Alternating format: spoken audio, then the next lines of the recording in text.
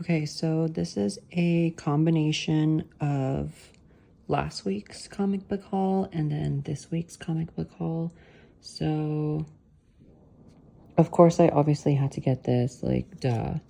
I got both covers. I got this one, this one's the main cover, I believe, and then this one's a variant. There was like 3 other variants at the store, but I really like these two. I couldn't choose between these two, like, I really had to get both. And I usually stop doing that because it's just like a waste of money, really. But like this one, like, come on now, how can you choose between these two? It's so hard. So this is actually the prelude to the X-Men 97 show, and I just saw episode 3 last night because it came out yesterday, and oh my god, episode 3 was way better than episode 1 and 2. Episode 3 was literally everything that I needed and everything that I wanted out of an X-Men episode. I do think, though, that it was very fast, and I think that the episode should have been split into 2 parts, or the episode could have been just a little bit longer, maybe like 15 minutes longer. It just felt too rushed. Like, it just felt like so much happened out of nowhere, and then it just like came to a conclusion, kind of like a little too quick, at least for my taste. But hopefully it gets, I mean, I know it's gonna probably be brought up throughout the season. I don't know how much, but it's got to at some point, you know, because it was just, I don't feel satisfied with how fast it was rushed. But the stuff that was in the episode was so cool, and it made me so happy. Like, I loved it so much. So this is a prelude to what happens in the show. So there's going to be, I believe, 4 issues of this X-Men 97 comic series. I believe there's going to be 4 issues coming out. And then that is going to be the events that lead up to what happened in episode 1 of the X-Men 97 cartoon, the new one on Disney Plus. So for people that didn't know that, like, that's what's going on. That's the news about this, and that's what this is about. And I really like that. So a lot of people are not going to have any idea what is going on. And then I got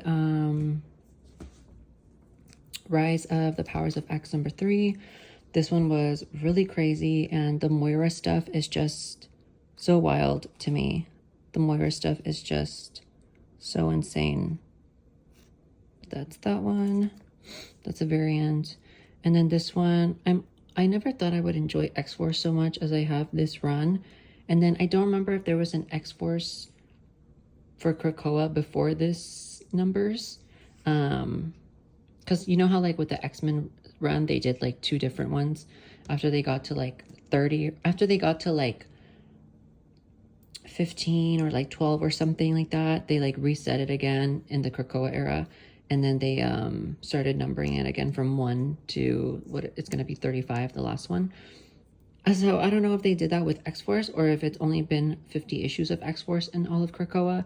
I can't remember, but what I'm trying to say is that I just really did actually surprisingly enjoy the X-Force stuff. However, same thing with the X-Men episode 3 of X-Men 97. This was over way too fast.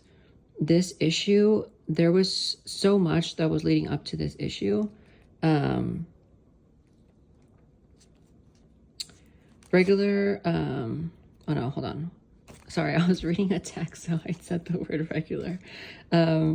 This was way too rushed. So what could have helped with this is that if they had made this issue, I think it's like 23 or like 26 pages long. It should have been like maybe 40 pages long, because the way that it ended was just, what? Like, what? It was too fast. Like who reviewed this? Who thought that this was okay to publish? It's just like boom, boom, boom. And like, you're not satisfied with the ending. So I was not happy with the ending of this because of how fast it happened. Only because of that. I would have been fine with the ending, but it just happened too like quick. And then like the conclusion, like the last page, if you read the issue, you'd be like, yeah, I get it. And then I love the cover. It's so sick. And I love that they made it orange. like a light orange. Sabretooth War part, what is that, 6? This has been really good. I'm really enjoying this. I don't know how they're doing 2 issues a month. Like, this is a lot of work for them. But this is good. I finally got this one because this was only 4 issues, and I was I enjoyed this, but I was like kind of underwhelmed. If you love the heroes that are in this series, then obviously you'll love it, but I wish there was more heroes and villains that I enjoy. Like, Baron looks cool, but I like don't really care for Baron Zemo. Is it Zemo or Zemo? I don't know. I don't really care for Baron, but he looks cool in this series. And then the Hobgoblin looks so cool. I don't really care for Hobgoblin, but he actually looks the best out of all the villains in this miniseries. I kind of expected more out of this miniseries, but like I said, if you love these characters, which I do, but they're not my favorite, but like I do like them. If you do love these characters and they're like your core characters, then you'd probably enjoy this.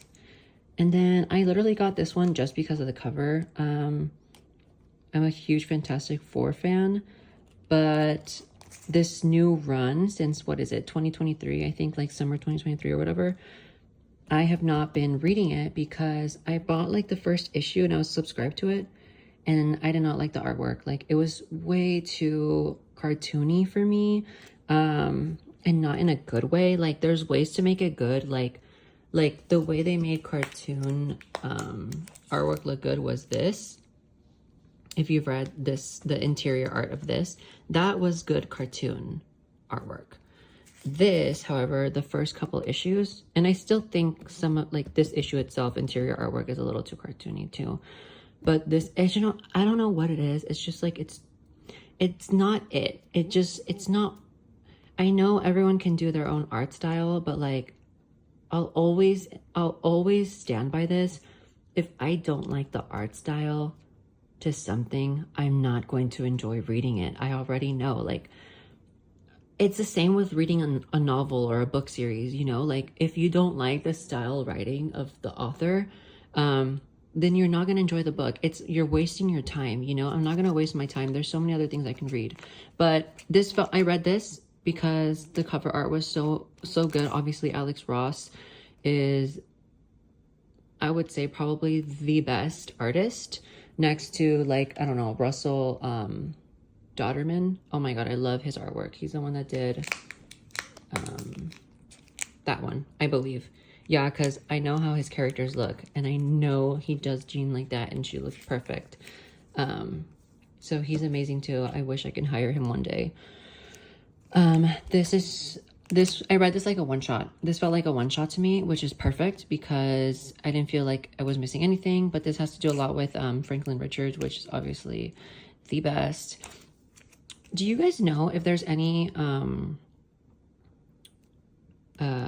comic books with Franklin Richards and Wiccan, which is Scarlet Witch's son? Like, is there a comic book or a series where they're together a lot? Like, if Franklin Richards was in Young Avengers, that would be so sick. Like, I want that. Because they're just, like, so cool together. And then I got this Cable. I'm really liking this miniseries so far. It's really cool. And then I also love Cable's font. Like, his font is so cool. Isn't it so cool? And then I saw... Okay, this is last week's now. So, X-Men Forever. This was pretty good. Yeah, I don't know what they're going to do with the Phoenix Force. If you've read this issue, I don't understand what Professor Xavier is doing, but we're obviously going to find out. Everything is going to come to an end this May, and it's just going to be a huge, epic conclusion to the Krakoa era. Scarlet Witch and Quicksilver, I'm glad that they're giving her a better villain. I don't think the Wizard is, like, so insane, but he feels a little... not overpowered, but he feels a little like his powers are boosted for some reason, and we're gonna find out why. But I don't know, I just wish the artwork for this was better too. I don't know. I don't like how they're drawing Scarlet Witch on the interior art. On here, it's fine. But like on the interior art, I'm not liking how they're doing it.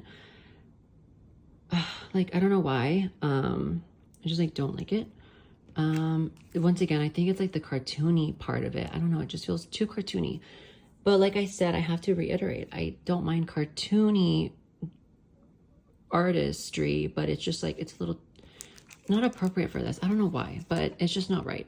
But yeah, like I was not happy with the Scarlet Witch solo series from last year, just because like they gave her like the shittiest villains, to be honest. Like it was not the vibe. And then I have no idea what is going on with Resurrection of Magneto.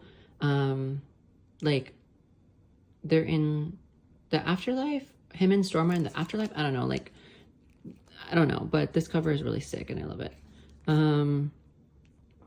I've obviously been following every issue and I know what's going on, but it's just like I still am confused as to like where they actually are in this liminal realm of death. And then this is just previews, and then this is the DC previews as well. There's a lot of really cool previews on here. There's so many cool things coming out. It's like so windy outside. Oh, okay, so X-Men 97, I'm so happy that Mr. Sinister is like actually sinister. Look, in May, the Krakoa era comes to an end. I love this photo. Mr. Sinister is so scary in the X-Men 97 show, and I freaking love it. I don't like how in the Krakoa era right now, he's a little too funny. I feel like a lot of people can agree with me. It's like, I understand that you want to like add humor to his character, but it's appropriate sometimes, but I just feel like his character needs to stay serious, you know, and it takes away I don't know what this is.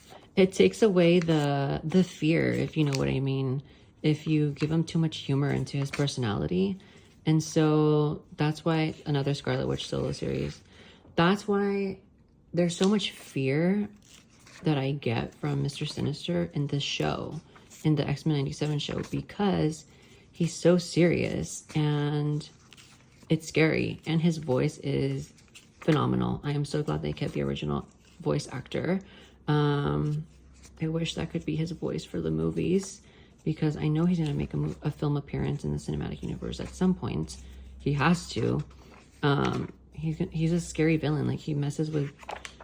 He's a genetic engineer, a genetic modifier, and he's sinister. Like, he is very scary. And I really appreciate that about the show, that they're keeping him sinister and not like making him funny or whatever. It's just like, don't do that, please. So I can't wait to see what happens with that, with the X-Men cartoon. And I was really happy with that episode because it started getting very adventurous. Check this out. It started getting very adventurous and fun, and like what the X-Men are all about, obviously next to mixing in with humans, but they're also very fun, a very fun group of individual people going on crazy adventures. And that was so cool to see, like all those new things that they added with like the effects and all that, and it was so cool. I really enjoyed it. So yeah, that was this week and a little bit of last week, but that is it. I don't know what else to say. I think I'm done.